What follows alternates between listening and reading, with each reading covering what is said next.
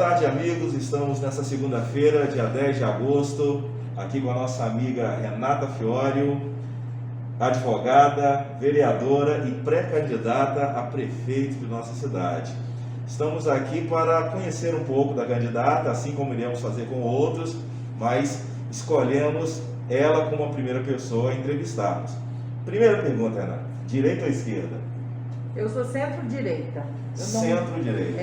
Eu não vou falar que eu sou extrema-direita, porque eu acho que os extremos, eles repelem muita coisa que Sim. pode ter de bom. Então eu prefiro falar que eu sou centro-direita, porque aí a gente, na política, precisa conversar com todos. Todos têm histórias que podem colaborar para o crescimento de Cachoeiro. Mas o nosso posicionamento é sempre pró-desenvolvimento, pró-liberdade econômica, pró-desenvolvimento pessoal e dos empreendedores, entendeu? É sempre assim. Sim, porque a política é a arte do possível, né? Então, se formos extremistas, a gente vai afastar as pessoas. E Cachoeiro, no momento que passa, a gente vê que nem extremismo tem. Cachoeiro está apático ao que tem acontecido no Brasil. Na questão econômica, que é o que me preocupa e preocupa muitas pessoas na cidade, o que fazer, no seu entendimento, para Cachoeiro voltar a ser a capital secreta? Bom, primeiro a gente precisa cuidar da cidade para criar aqui um ambiente de negócio. Para isso a gente precisa de inovação. Inovação não quer dizer informatização. Inovação é fazer diferente aquilo que a gente está vendo que está dando errado. Por exemplo, a gente precisa facilitar muito as empresas se instalarem em Cachoeiro. A gente precisa ter uma regra clara e eles vêm e se instalam com facilidade, com querer. Nós precisamos fomentar que a indústria, o comércio, os prestadores de serviço, as escolas venham para Cachoeiro. Não dá mais para a gente aceitar, né, que mesmo pequenos negócios não consigam se instalar na zona urbana de Cachoeiro.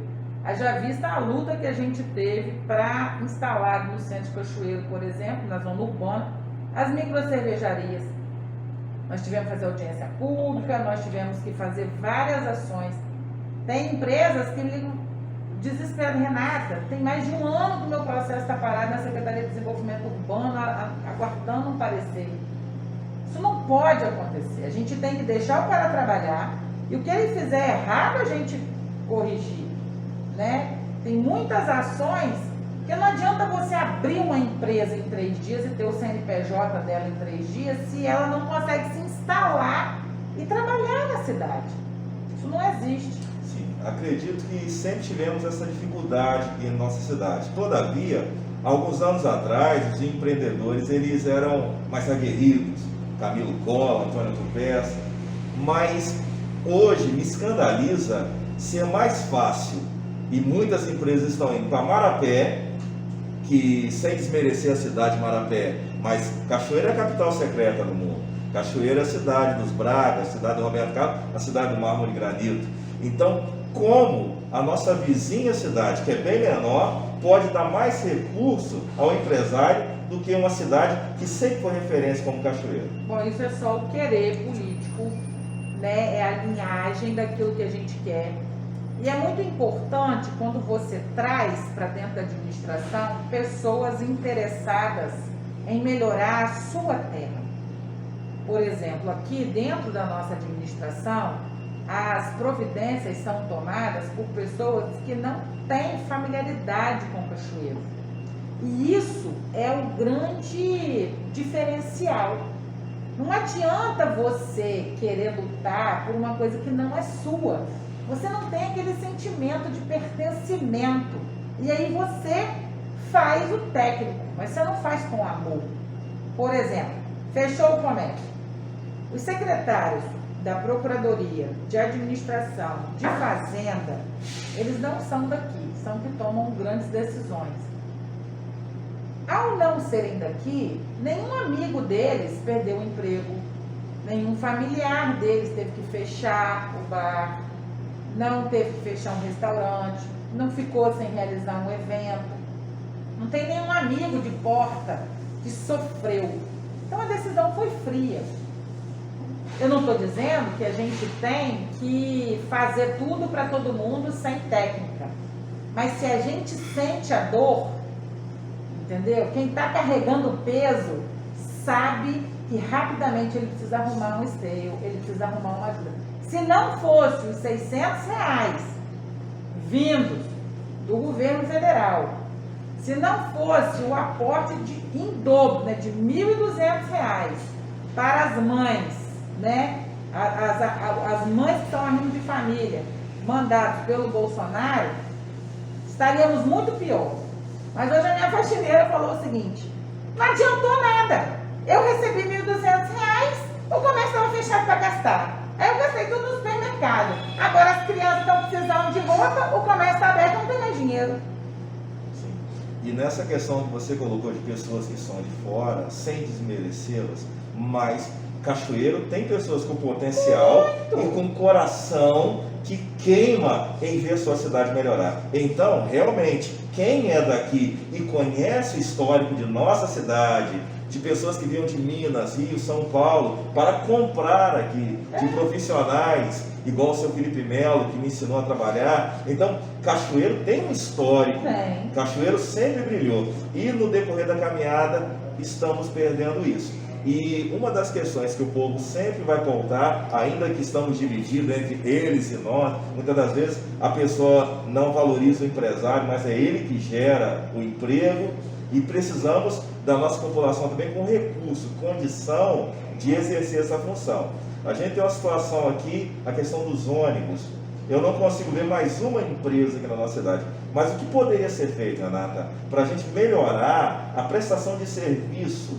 O que falta para a empresa que nos presta serviço aqui poder de fato ser como na Grande Vitória? Olha, um problema grave não tem uma solução simplista. Pode até ser simples, mas não é simplista, não é fácil você chegar e fazer. Nós precisamos primeiro aproveitar as oportunidades que a gente tem enquanto dentro do contrato. Estudar o contrato de um modo para reequilibrar ele não só no preço da passagem, mas sim na estrutura do serviço. A empresa, ela tem os defeitos dela? Tem. Pode receber uma intervenção municipal? Pode. A administração, assumir esse serviço é bom? Não sei. A administração pública, ela tem que entregar serviços e não assumir serviço.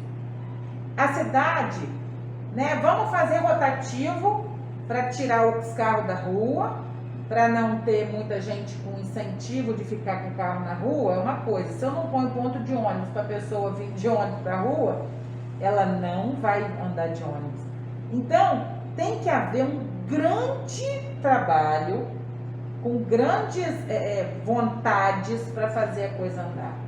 Não adianta eu achar que o ônibus ele tem que ir a todas as ruas da cidade. Mas adianta aonde o ônibus vai, a rua ser asfaltada. E aí eu fomentar o asfaltamento da onde é a rota do ônibus e o calçamento em bloquete ou em paviés, que são outros tipos de materiais, em outras ruas. A gente precisa fazer um trabalho de inteligência e não de implicância. Nós temos que ter a solução para o problema e não fazer outro problema para resolver o problema do ônibus. Então, tem outros modais que podem ser implementados, tem ciclovias que podem ser implementadas, tem redistribuição das linhas. Eu não tenho a resposta hoje, né? Mas existe um plano municipal de mobilidade urbana que ele pode ser alterado. Ele não é a solução dos problemas da cidade, mas ele já foi feito há algum tempo. Ele foi feito para você ver. O estudo que baseou ele foi feito há 6 anos atrás. 6, 7 anos atrás. Então ele já está um pouco defasado. A lei que instituiu ele foi agora, nós que votamos, que é melhor com ela do que sem ela. Sim. Mas precisa, quando terminar a atualização do PDM, ele fazer uma revisão também dos modais de transporte da cidade. Então não tem uma solução simples, mas tem que ter solução. Sim. nós estamos aprendendo com o governo federal, porque o que acontece? Todo prefeito que entra, a casa está desorganizada, não tenho dinheiro para isso.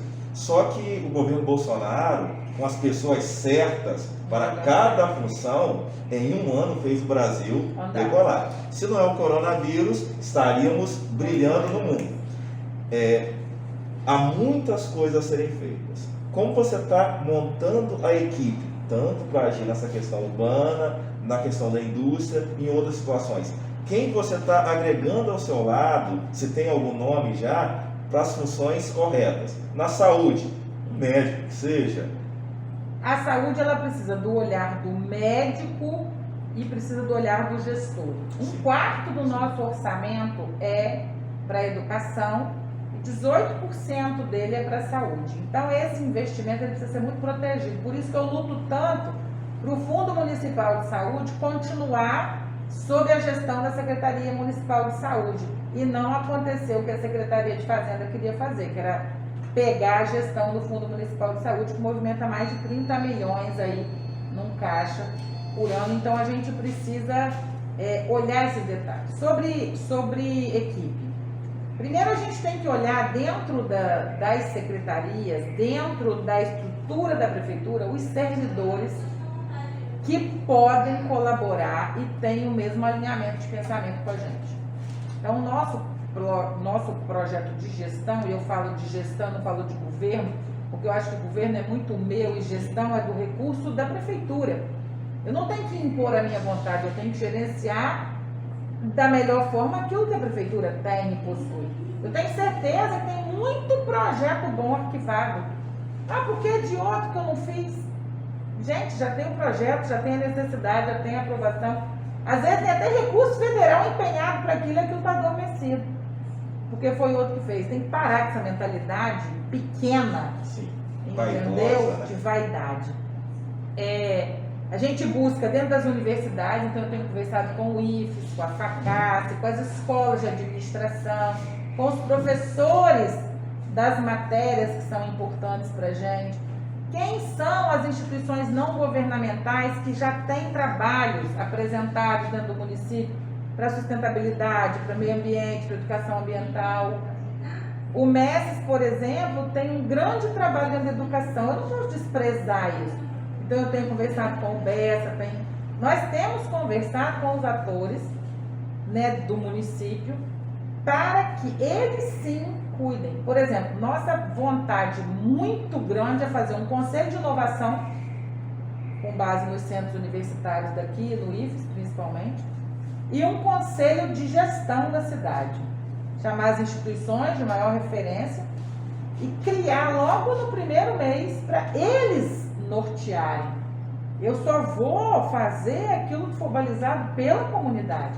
Esse conselho, ele precisa estar antenado com a articulação comunitária, que o Ronaldo, né, que foi presidente, ainda o presidente da Fomopós, tem mostrado para a gente como é importante a organização comunitária para a comunidade levar para o gestor. Não dá para você só escutar a comunidade na hora que você quer falar com ela. Tem que ter um caminho aberto, tem que ter um dia do prefeito na comunidade. Ele não pode ir lá só visitar a obra. Ele tem que ir lá ouvir, porque às vezes você está me dando uma rua e eu quero um orelhão. Nem existe mais orelhão, mas uma antena de internet. Algo que seja útil para aquela realidade ali. Não cabe mais a gente se esconder. Entendeu? Então, assim, o que a gente precisa fazer primeiro é a valorização das pessoas locais. Segundo, do servidor, que aí eu já pego dois, né? Se eu tiver um servidor que queira, que pode, que vai fazer junto com a gente, quantas coisas boas que a gente pode fazer e a máquina pública fica mais enxuta, porque eu não preciso trazer mais gente de fora. Porque nós estamos caminhando para uma nova política, realmente o setor público menor, mais a cidade, menos Brasília, vamos botar assim. É isso aí. E na sua gestão, então, eu estou entendendo que você vai estar próximo, vindo a ganhar, estará próximo da população. Eu acho que não tem como fazer gestão pública sem você estar muito antenada com o que o público está querendo. Com o que o povo... Eu tenho uma fala, e aí eu acho até interessante, né, expor. Primeiro é que não dá para fazer para você sem saber a sua opinião. É aquela, eu falo assim, me faz um favor? Aí você escolhe qual favor você quer fazer para mim. Não, você tem que fazer o que eu estou precisando, senão não adianta. Então, o que eu falo muito é que não tem nada de graça no setor público. Dinheiro público não é dinheiro gratuito. A despesa pública, ela é só rateada com muita gente. E aí cada um paga um pouquinho. Mas não é de graça, você está pagando. Então, o seu dinheiro, você também tem que ser responsável. Então, eu tenho que atrair você para o comando junto comigo. Eu tenho que dividir minha responsabilidade com você, para fazer você participar dos conselhos, o conselho da saúde, o conselho da escola, o conselho de tudo tem conselho.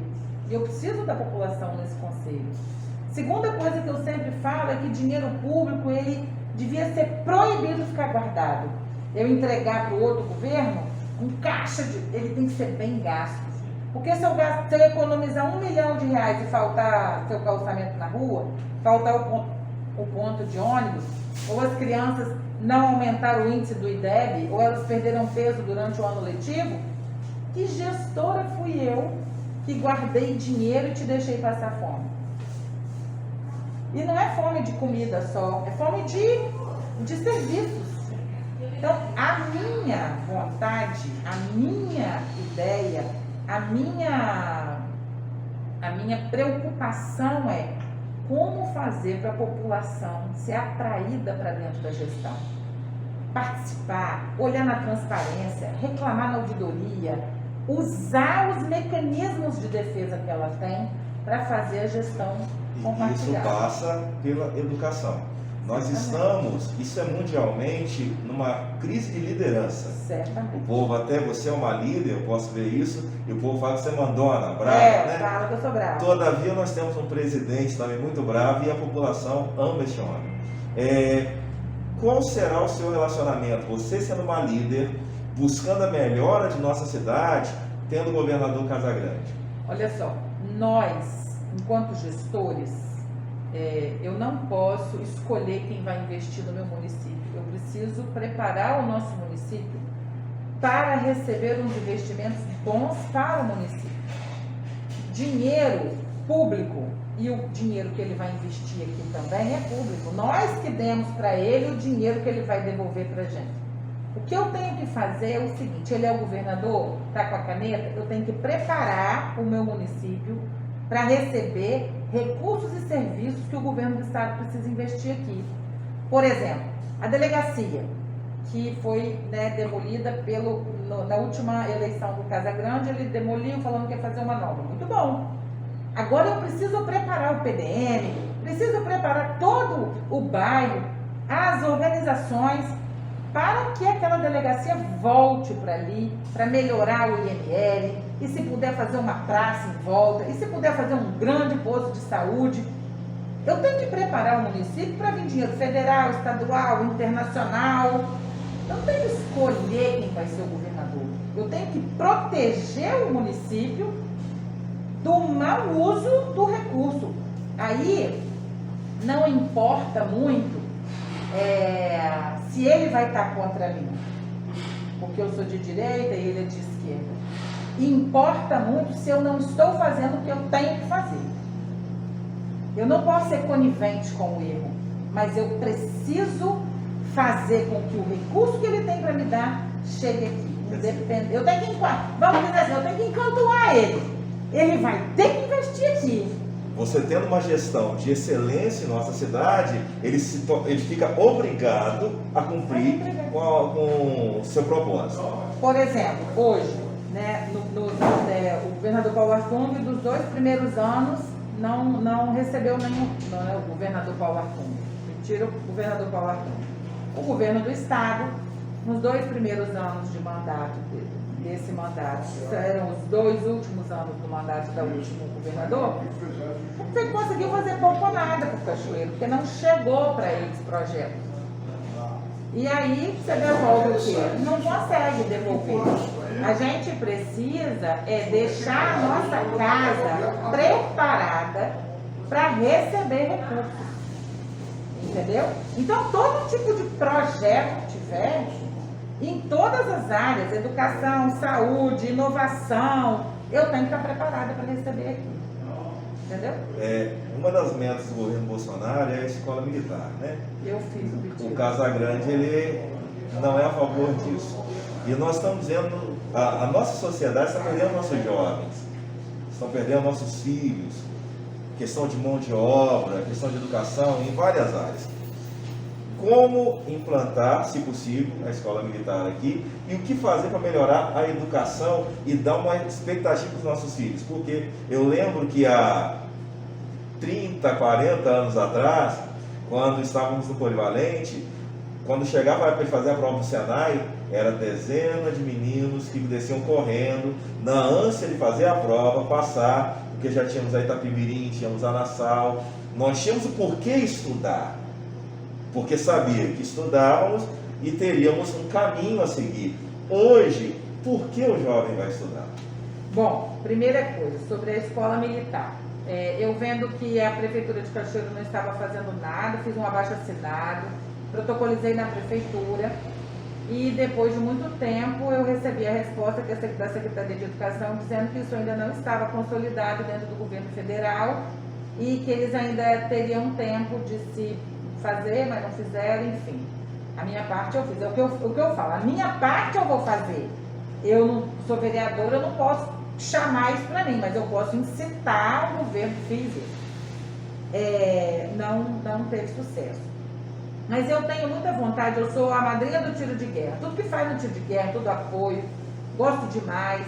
Queriam tirar o tiro de guerra dali, eu fiz um estudo da história do tiro de guerra, entreguei, para o tenente, faço o que eu posso, tenho um convênio com a prefeitura, eu acompanho para saber se ele está sendo cumprido. Corremos o risco de perder o tiro de guerra a qualquer momento, que é um absurdo, porque não está sendo a manutenção do tiro de guerra feita ali, encheu d'água, perdeu muita coisa, enfim. Eu tenho muita vontade de o instrutor do tiro de guerra formar uma turma ali dentro e essa turma ser monitora, que aí a gente até formaliza mais uma parte do convênio, dentro das quintas séries municipais. Por que quinta série? Porque ali a gente pega o último ano da formação do município. Eu entrego para a próxima série, que é a sexta série, que muitas deles vão para o governo do estado, alunos preparados com civilidade, com civismo, com ideias claras de como que eu vou falar?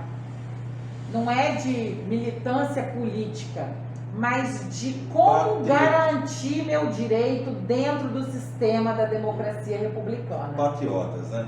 Patriotas. Retomar o hino nacional nas escolas, retomar matérias. E aí o tiro de guerra seria preponderante para isso, porque os atiradores, seriam também monitores dentro das quintas séries das escolas, fazer visitas assistidas, contar a história do tiro de guerra, para a gente também despertar nos jovens, 90 novos meninos que vão querer servir. A gente forma por ano, em Cachoeira, esse ano ficou prejudicado, 90 atiradores. São 90 meninos que saem dali com currículo entregue, muitas vezes contratados por empresas aqui de Cachoeira, porque sabe, se ele participou do tiro de guerra e foi aprovado, ele tem uma noção de trabalho em grupo que está faltando muitas vezes, porque as pessoas hoje acham que só o computador vai resolver todos os problemas. Então, eu tenho muita estima, não sei se você já ouviu a minha história, mas eu fiz aqui o terceiro curso de Política e Estratégia da ADESG, que é a escola, é a Associação dos Diplomados da Escola Superior de Guerra. O caso é o seguinte, é a ESG para civis. Então a gente fez durante um ano inteiro Planejamos Cachoeiro todinho com o apoio da Escola Superior de Guerra. Então, assim, tudo que eu pude fazer para me preparar, para oferecer a minha história, a minha vontade para Cachoeiro, eu fiz e não vou parar nunca de estudar. Mas a gente tem muita vontade de valorizar esse espírito patriótico, né? Porque acredito que, para mim que tenho mais de 40, nós aprendemos a amar a nação, a se emocionar com o hino nacional, o hino da bandeira, e nossos filhos, eles perderam isso. Vem a questão de educação, a questão do sistema. É trazer essas coisas boas de volta. De volta. Porque, querendo ou não, a pessoa amando o seu país, amando a sua cidade, ela vai valorizar. Eu vim aqui agora, cheguei aqui agora com o Uber, que é campista. E por causa da política, a cidade de Campos está acabada. Ele disse que é melhor trabalhar em Cachoeiro hoje do que em Campos. Então, quer dizer, Campos é maior que Cachoeiro. Muito então, maior. Essa questão política, ela interfere em nossa vida, na religião, na alimentação, na saúde e tudo. Eu posso ver que você está bem preparada. Nesses 4 anos de vereador, isso favoreceu a você hoje ocupar, ser eleita o cargo de prefeito? Olha só, na última eleição, eu ia vir para prefeita. Aí, o meu marido, junto com alguns amigos, os apoiadores, falaram assim: Renata, olha só, que era a eleição da virada, o novo. Sim. Renata, olha só, não dá para ser amador na política, que vai dar errado. Sim. Você é cru ainda, você tem boa vontade, você tem a ciência, mas não tem a vivência. Isso aí. Vai ser vereadora, entra pela frente da política e vê qual é o lado que você vai enfrentar.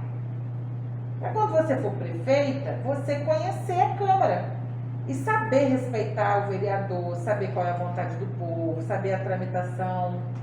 Porque você tem a ciência, você sabe a Constituição de cabo a rabo, porque você é advogada, você fez Direito Civil Constitucional, você fez ESG, você tem tudo na cabeça, mas na pele você falta essa vivência. Eu, como não tenho medo de retroceder para andar para frente, falei, vamos candidatar a vereadora.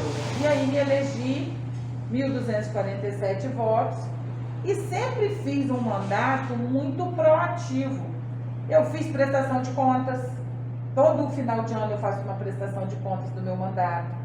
Meu mandato sempre teve site, sempre teve Facebook, Instagram, rede social, meu telefone, muita gente conhece. Eu sempre tive uma linha de falar comigo, tem o Fale com a Renata, converso com a Renata.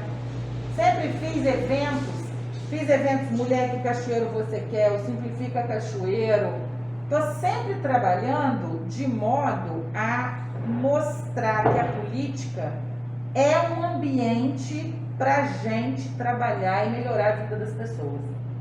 Política se resolve com político e só a política vai resolver os problemas que ela está criando. Sim. Mas nós que temos que entrar para dentro. Eu comento muito e as pessoas uma vez, por que você entrou na política? Porque eu queria que as pessoas entrassem para a política. Mas eu não posso mandar ninguém fazer algo que eu não sei se eu vou suportar. É muito fácil. Fica sem comer doce. Você consegue ficar? Eu tenho dificuldade. Então eu não posso mandar ninguém ficar sem. Eu não posso mandar ninguém fazer academia, porque eu não faço. Então eu quis entrar para a política para poder falar assim, vem que dá certo, vem que eu consegui, apanhei um cadinho, mas nós vamos suportar, se você vier, nós vamos dividir a surra, e aí a gente traz mais gente, e vamos embora para frente.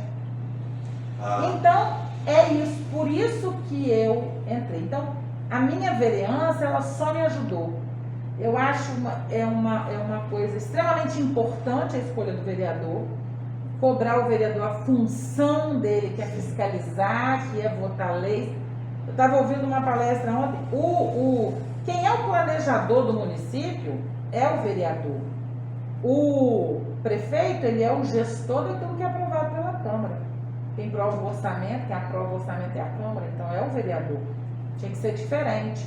As emendas, as coisas que a gente faz.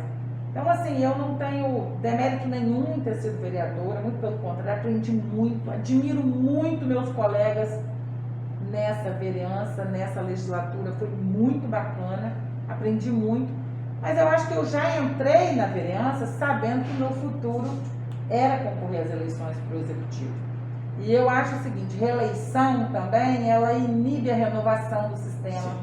Eu tenho que aprender, abrir minha cadeira para outro e continuar trabalhando na política, igual você faz, igual outras pessoas fazem, de fomentar lideranças políticas. Eu acho que esse é o meu papel. E isso, essa questão de fomentar, isso veio com o Bolsonaro, porque até antes da eleição do Bolsonaro, eu mesmo me envolvia com política. Estava na igreja, estava na minha empresa, bem tranquilo ali. Mas depois de uma situação, essa pandemia aí, fechar a igreja, eu vi que a política responde por muitas coisas. O meu questionamento à maioria dos candidatos é que nós somos muitos candidatos para disputar o pleito. Isso favorece ao prefeito atual. Você procurou conversar com esses outros candidatos para ver se, no meu entendimento, a União realmente colocaria alguém de fato que ama Cachoeira, mas pulverizado assim fica difícil. Acho que a gente tem que ver muito o passado para escolher um gestor. Não é porque é novo que vai ser bom. Se fosse assim, eletrodoméstico nenhum dava defeito quanto novo. Não é porque é novo que vai ser útil a você, mas nós temos que saber o que vai ser útil. Esse é um primeiro momento. Segundo, porque não me gabando, mas por causa da minha história de vida antes de entrar para a política. Eu não alterei a minha conduta, não alterei os meus propósitos, eu não alterei o meu endereço, eu sempre estive aonde eu sempre estou e continuo assim. A minha empresa continua funcionando, o movimento de igreja que eu sirvo, estou sempre servindo. Então, assim, a política não mudou a minha vida. Ela me fez ver coisas que eu não via, fazer coisas que eu não fazia em prol de outras causas, mas me tornou uma pessoa melhor. Terceiro, porque eu vejo que nós, mulheres, quando a gente decide entrar e fazer a diferença em algum lugar, nós de fato conseguimos fazer. E nessa próxima etapa do mundo, pós-pandemia, o mundo vai precisar muito mais de cuidado e zelo e carinho e apreço do que de grandes construções, de grandes engenharias, de grandes obras mirabolantes. Eu acho que o cuidado com o simples, eu acho que isso aí a gente consegue, nós mulheres, conseguimos despertar muito mais esse todo mundo cuidando de todo mundo. Eu falo que nós precisamos encontrar quem é bom para cada coisa. Eu afirmo que você não deve ser muito bom para fazer bordadinhos, mas você é bom para consertar. Sim. Né? Nesse momento histórico, nós temos que achar não quem é simpático às nossas convicções, mas quem vai resolver aquele problema. O mundo pós-pandemia, nesses próximos 4 anos, vai precisar muito mais de cuidado, de zelo. Vamos dizer assim, é uma criança nova, nasceu outro mundo.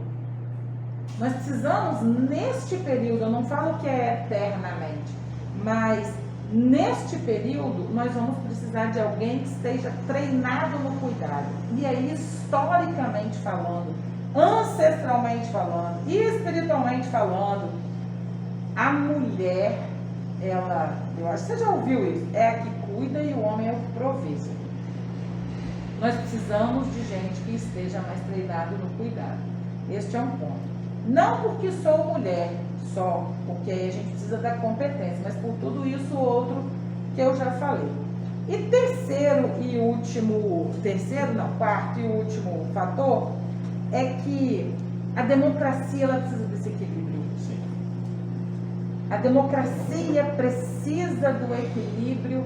Não dá para eu ter 15% de mulheres decidindo